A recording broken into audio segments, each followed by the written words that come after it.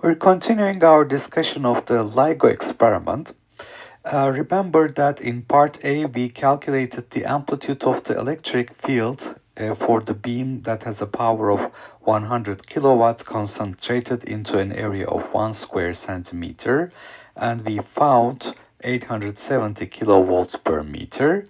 In part B, we calculated the phase shift in radians when the gravitational wave causes a minuscule amount of change in the length of one of the arms by 10 to minus 18 meters.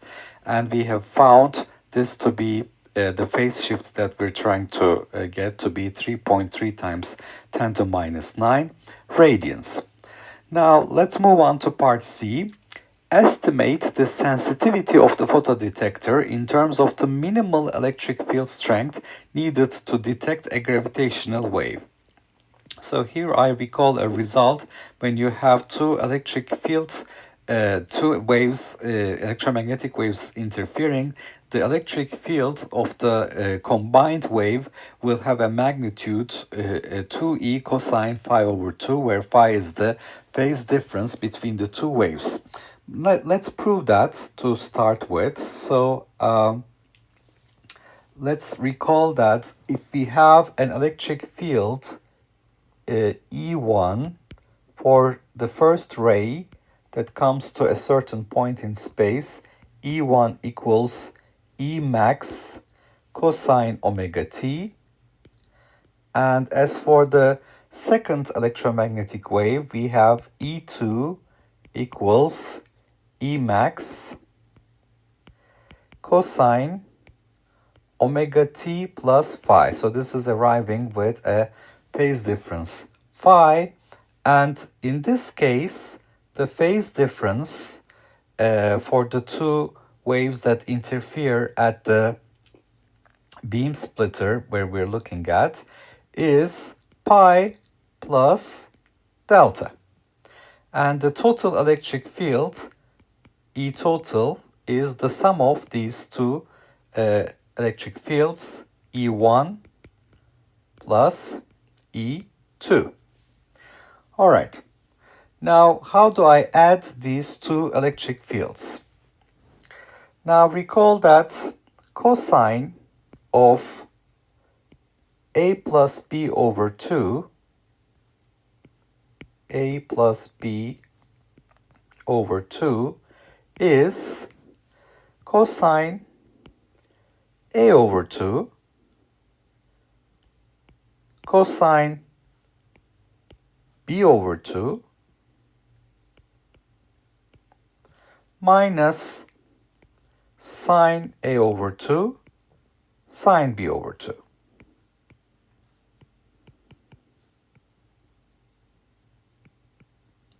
Okay, so that's cosine A plus B over 2. How about cosine A minus B over 2? Cosine A minus B over 2.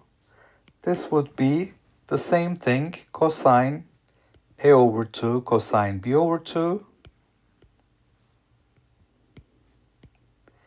And then instead of the minus sign, I would have a plus sign here, plus sine A over 2 sine B over 2. Okay, so I recall this trigonometric identity. Now at the same time, I want to recall that cosine A with the half angle formula is equal to 2 cosine square A over 2 minus 1, and cosine B is equal to 2 cosine square B over 2 minus 1. Okay, that's the half angle formula. Now what I want to do is I want to multiply these two, cosine A over A plus B over 2 and cosine A minus B over 2. So if I multiply them, what would I get? cosine square A over 2, cosine square B over 2, cosine square A over 2, cosine square B over 2. Then I will have cosine A over 2, sine A over 2, cosine B over 2, sine B over 2, minus cosine A over 2, sine A over 2, cosine B over 2, sine B over 2. So the cross terms would cancel. And for the last term, I would have minus sine square A over 2 and sine square B over 2. All right. And for cosine square A over 2, I can substitute 1 plus cosine A divided by 2, because cosine A is 2 cosine square A over 2 minus 1, so it's 1 plus cosine A over 2. And for cosine square B over 2, I can substitute 1 plus cosine B over 2, 1 plus cosine B over 2, minus, now for sine square A over 2, I can substitute, because cosine A is also equal to 1 minus 2 sine square A over 2, or cosine B is equal to 1 minus 2 sine square B over 2.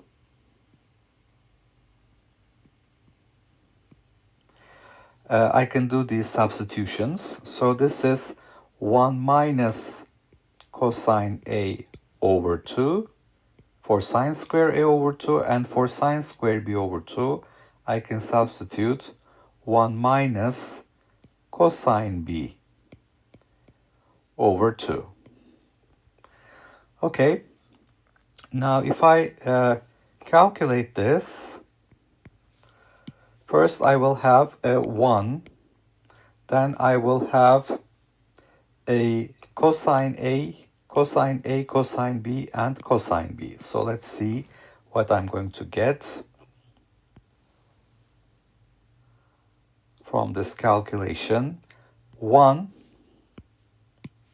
the first term is 1, then I have cosine A plus cosine B plus cosine A cosine B, and then I have minus 1 times 1, I get 1, and because of the minus sign I have a minus 1, and then I will have a minus cosine A, but this is going to make it plus, so this is plus cosine A, and then minus cosine B will become plus cosine B, and I have minus cosine A cosine B.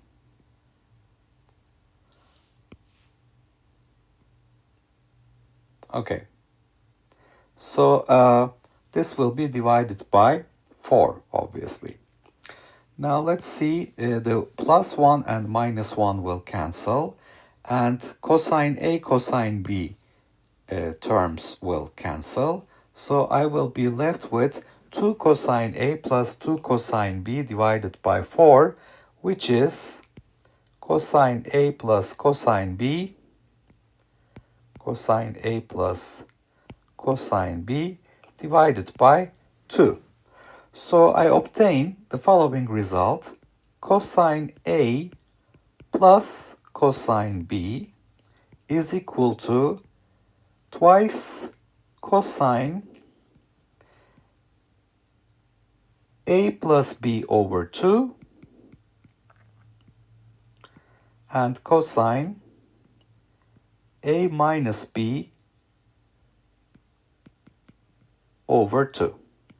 So that's the trigonometric identity we have to utilize in order to calculate the sum of two electromagnetic waves at a given point in space. So we can use this result to calculate E1 plus E2. It's going to be cosine A plus B over 2, 2 omega t plus phi over 2, so omega t plus phi over 2, and A minus B over 2 will give us phi over 2. So we find that using this identity, then the total electric field, E total, is 2 E max cosine the difference of the two phases divided by 2, cosine phi over 2, and the sum of the two phases divided by 2, which is cosine omega t plus phi over 2.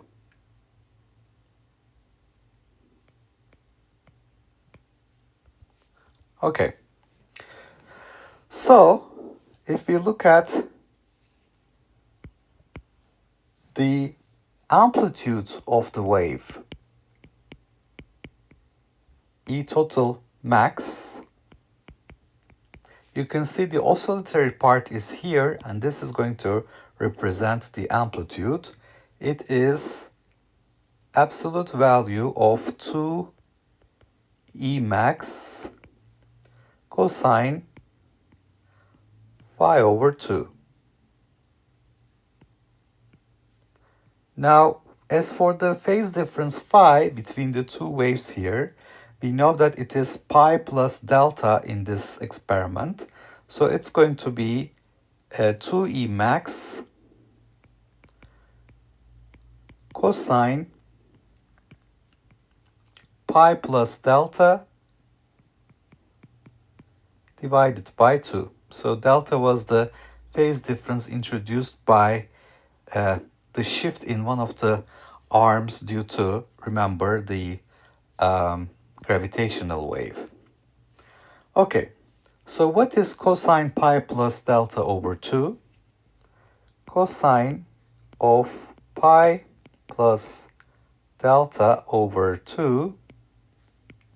This is cosine pi over 2, cosine delta over 2, and minus sine pi over 2, sine delta over 2. Cosine pi over 2 we know is 0, so this term is going to disappear. And sine pi over 2 is equal to 1, so we will obtain minus sine delta over 2. Remember that delta is a very small phase shift, so this is approximately equal to minus delta over 2 because delta is very small. Okay, so with that, my electric field amplitude that I'm supposed to detect, E total max, is going to be 2E max, which is 2 times the answer we found in part A, 870 kilovolts per meter, 870 times 10 to 3, times delta, which is 3.3 times 10 to minus 9. This was the answer we found in part B of the problem here. 3.3 10 to minus 9 radians, and this is going to be divided by 2, and we obtain our final answer for the total electric field amplitude. We obtain 2.9 times 10 to minus 3 volts per meter, and that's the one we need to detect. So this is the electric field that needs to be detected by the photodetector. So that's our answer to part C of the problem. Okay, so let's see what we did here. So we have these two rays, ray 1 and ray 2, interfering at point P, and we can see normally they were tuned to interfere distractingly, so we would see nothing here. But because of the gravitational wave, there is a small shift in this movable mirror, and that causes a phase shift that we can see when we look at this point. Okay, so we're supposed to detect the electric field of the combined wave, ray 1 and ray 2, when they reach this point with a photodetector. So this is going to be replaced by a photodetector. So we found that when we use a laser which has power 100 kilowatts concentrated to 1 centimeter square area, that has an amplitude of the electric field component 870 kilowatts per meter. And then we have found that when there is a small shift in this movable mirror of 10 to minus 18 meters, that corresponds to a phase shift of 3.3 10 to minus 9 radians. As for these two electric fields that recombine at this point P, the electric field at a certain point in space, E max cosine omega t, interfering with another ray that has an electric field E max cosine omega t plus phi, where phi is the phase difference between the two, which is of the amount pi plus delta. We can see for the total electric field what will be the amplitude. And I remind myself that cosine A plus cosine B is 2 cosine A plus B over 2 cosine A minus B over 2. So if we add E1 and E2, we will obtain 2E max cosine omega t plus phi over 2 and cosine phi over 2 using this identity. So with that, I can see that I will have 2E max cosine pi plus delta over 2 as my amplitude that I'm trying to detect. And this is going to be approximately equal to cosine pi plus delta over 2 is approximately minus delta over 2 because delta is small. And this gives me, for the amplitude of the electric field that I'm trying to detect, 2.9 10 to minus 3 volts per meter. So that's the sensitivity of the photodetector in terms of the minimal electric field strength needed to detect this gravitational wave. So if we can detect this electric field at that point, then we will know that there was a minuscule shift in one of the arms due to the presence of the gravitational wave.